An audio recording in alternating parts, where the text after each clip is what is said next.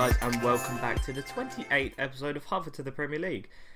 Before we go into this Weymouth match away, I'm going to have a quick look at our fixtures, which has, I must say, been extremely mixed. You'll see what I mean when I actually go to them. It's taken quite a while to load. I've just loaded up my computer. I've just got back from work, so this will go up probably at 4:30, but obviously you won't know. I don't even know what I'm saying. It won't really impact you what time I'm recording now because I do a set scheduled time, so don't worry about that. I think it's loaded on. Yeah, it has. Okay, so the last match we showed was this 1-0 victory against Whitehawk in the FA Cup second qualifying round. The next match we played was against Evesham, and we actually lost 3-0.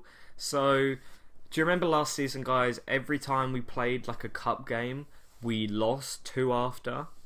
Yeah, we followed that up. Maidenhead beat us 2-1 at home. Waymore grabbing the only goal there, and Adam Griffiths picking up an injury.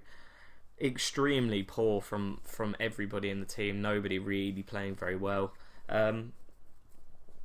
We followed that up, luckily though, with a 3-1 victory against Slough, again in the cup. This has been really weird, this patch. So far we've had 3 losses in a row in the league, yet we beat Whitehawk, who are ahead of us, in a higher league in the FA Cup, and then we've actually beaten Slough, who I think are in the same league. They might be one lower down. So we beat them 3-1, James Roach, Marsden and Spencer Bennett getting the goals there. Then, an incredible victory against AFC Telford, 2-1. I think they're in the Skrill Premier, which is 2 seasons ahead of us. And obviously, they have real players. They are a professional club compared to a semi-professional club that is Hertford. Adam Griffiths and Spencer Bennett getting the goals in that match. Let's have a quick look at that match, just because of how well it was. And how important it was. It gave us around 9k, which, if anybody remembers my finances, is really important, but at the same time it's a lot of money. It means a lot. So we're going to view the goals and I'll just show you.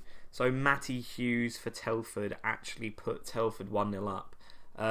Spencer Bennett, in 4 minutes after that, Spencer Bennett actually equalised for us and made it 1-1, and then 6 minutes after that Adam Griffiths scored a goal to make it 2-1.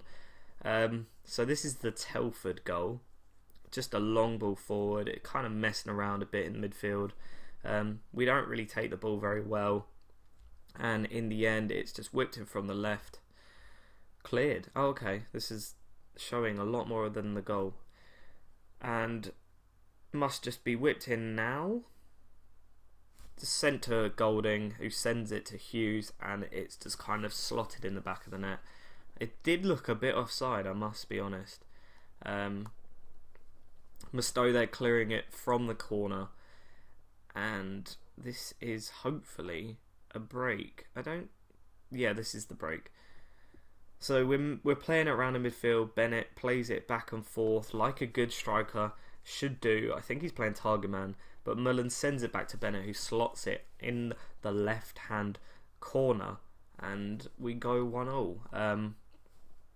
At this point I was just hoping to draw. I was just happy to draw and get another match and get a bit more revenue from the match tickets and stuff. And we send it forward here. It looks like a dead highlight, to be honest. Doesn't it look like a dead highlight? You just think, oh, okay, we're just going to clear it on end. But after a long spell of nothing happening, Moore just sends it long to Bennett. Bennett shifts it to Griffiths, who just smashes it to the right side, and we score. So there are the 3 goals from that match, guys. A very, very nice victory in the FA Cup third qualifying round, sending us to the 4th qualifying round, which I think, yeah, we have already played it. I don't know what's happening now. Can I go back? Okay, and then if we go back to our fixtures, followed these lovely 2 cup victories with another loss in the league. So that's 4 losses in a row in the league. Simon Trebb's actually getting 2 goals here, but it wasn't enough. And our defence just was poor. 6.1 from James Roach, 6 from Andy Mustoe. Again, we followed that up with a really nice victory in the Southern League Cup. We actually won in extra time. I think we were 1-1 and then went 2-1 down and then actually won 3-2. Watson, Nash and Trebbs getting the goals in that match sends us through to the quarterfinals, I think it is, of the Southern League Cup. But unfortunately, guys, we lost against Nuneaton 3-0.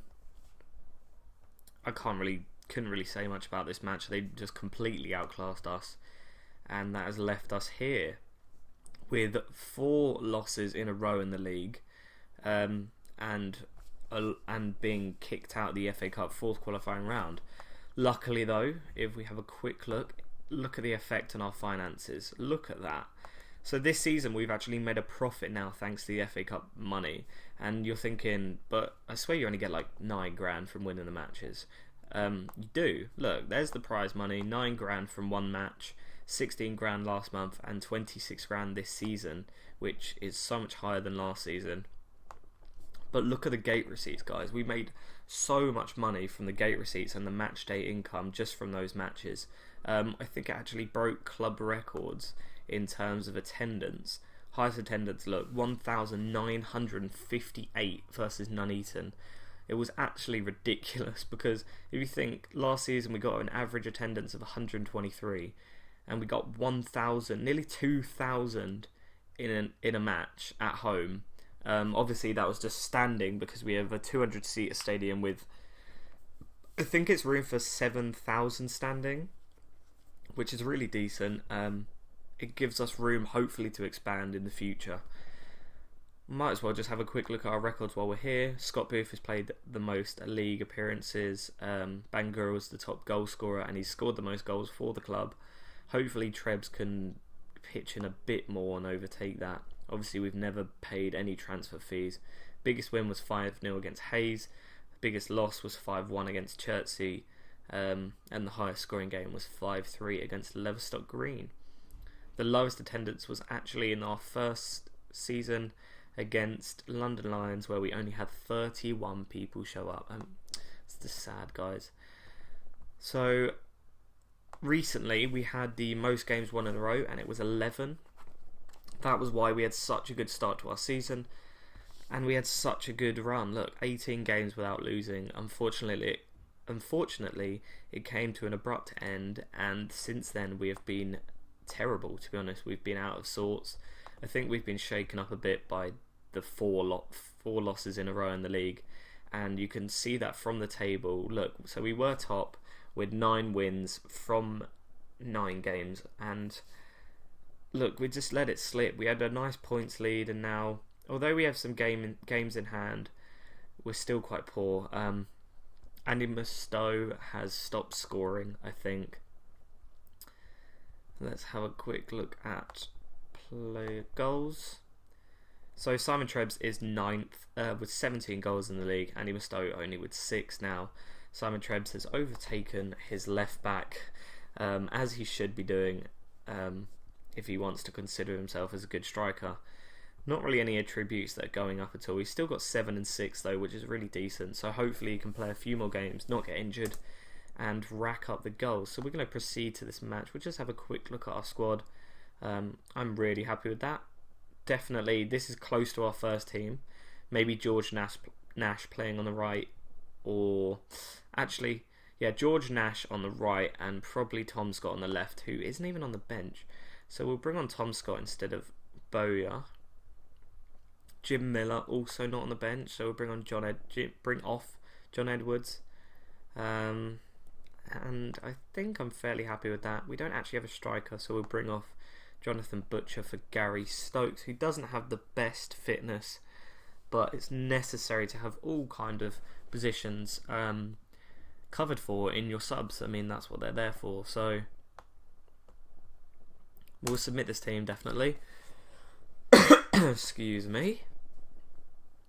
Had a long day at work, guys, and my throat is very sore.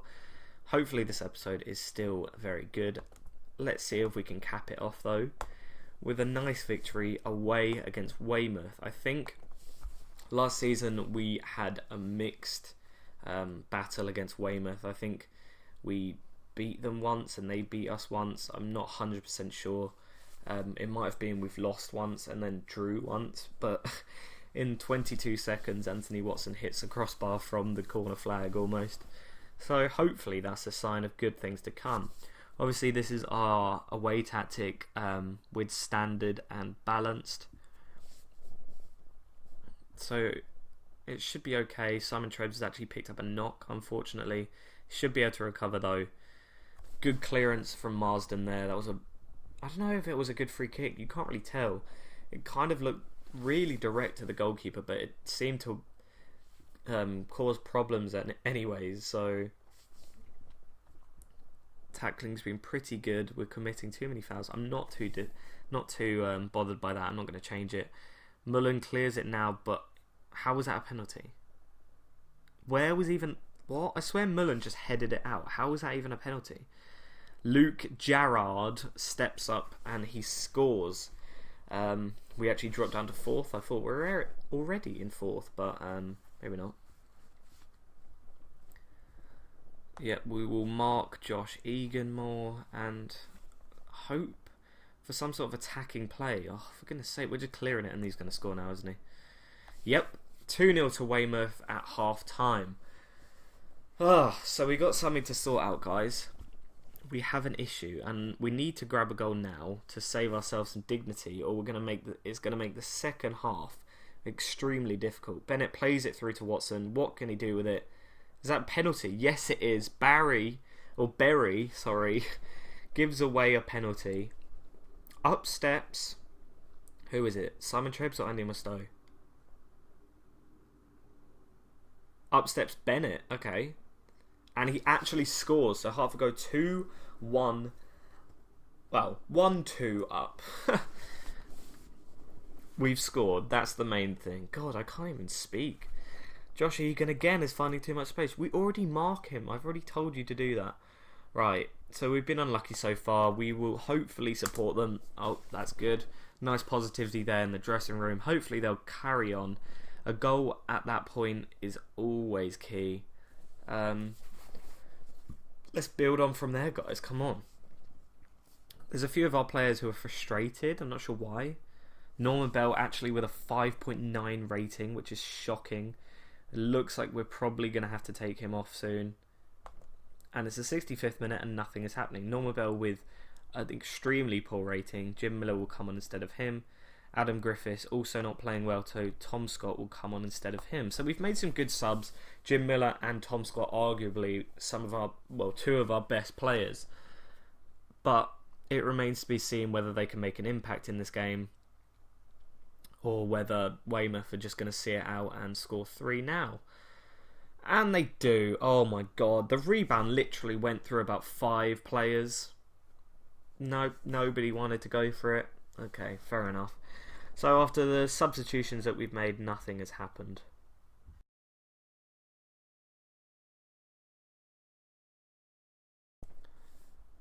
Sorry about that, guys. My recording actually froze as you see Symington take Weymouth 5-2 up.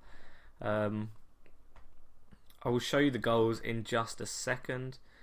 Let me just... who do I take off? Kevin Williams can come on instead of Jack Mullen. We'll just have a quick look at what happened. So you've missed quite a lot. Sorry about that, guys. Not sure why it froze there. So this is, I think it's their goal. Oh no, it might be our goal. Tom Scott takes the ball down the left flank, takes it past Webb and whips in the ball. Trebs actually finishes it very nicely there. Here's their goal though. So when we get a bit of hope, Egan, who I've said to be marked twice, just kind of recovers. And finally, oh, you missed it. This is their 5th goal. Symington just chips over the keeper and it's game over. So it's 5-2, guys. Another terrible loss. we're not going to come back from this one. When it went to 3-2, I was kind of hoping for the best, hoping that Weymouth actually get FM'd and FM works in my favour. Unless Trebs gets a goal here. Bennett with a very nice goal. We're not going to do it. I do not believe that we're going to do it. Look, the highlights, there's no highlights at all. The game time just runs down, and it's going to be a 5-3 victory to Weymouth. Unless they could score from this corner, which they don't. Tom Scott clears the ball, and the ref blows the whistle now.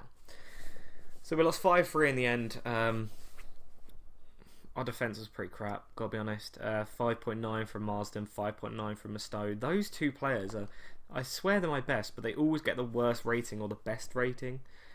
That wasn't really good enough. I'll just put that. You gave it everything. Oh, great. Aggression. Lovely.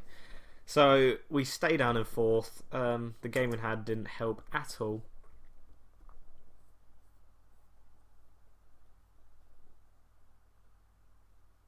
That's just poor. Another loss in the league, guys. We really need to pick it up against Gosport, which is actually a really good point to start. A nice home game against a team that I can't see are in the top 12. You know what? I reckon we're going to win that one. We've had such class this season. We played so well. Tom Scott's also back. He's been a bit... his condition hasn't been great. So with Bennett with 2 goals in that match and Trebs with a goal in that match, hopefully we kick on from that and push on, should I say. Poor showing in the league though, guys. In terms of fixtures, we have the quarter-final of the Southern League Cup to look forward to, but I feel like we need to focus on the Southern Premier now. The Cup, the FA Cup's out of the way. We didn't have any FA Cup matches, and the Southern League Cup should just be on the back burner. We shouldn't really worry about that. I'm going to focus now 100% on the league, guys. We're going to focus on getting, I'm going to say, at least 6 points with these 3 matches. We should beat Gosport, beat Brackley, hopefully get a draw against Welling. Clevedon we should beat. Weston-super-Mare, I think they've just been relegated, so that should be a tough match. And Royston we should beat. So should we say I'll aim for around 12 points, 12, 13 points from the next 6 games to push ourselves into hopefully some sort of promotion spot. We are 2 games in hand ahead of Brackley. St Neots also have a game in hand over us. 5 losses, look at that. That's just poor. 9 wins in a row, then 5 losses. Talk about absolute topsy-turvy results. But I'm going to end the episode there, guys. If you did enjoy it, obviously let me know by dropping a little like in that like thumb and commenting anything to me, guys. Just anything, just to say hi. I will hopefully speak to you guys in 2 days' time. So I'll see you then, guys.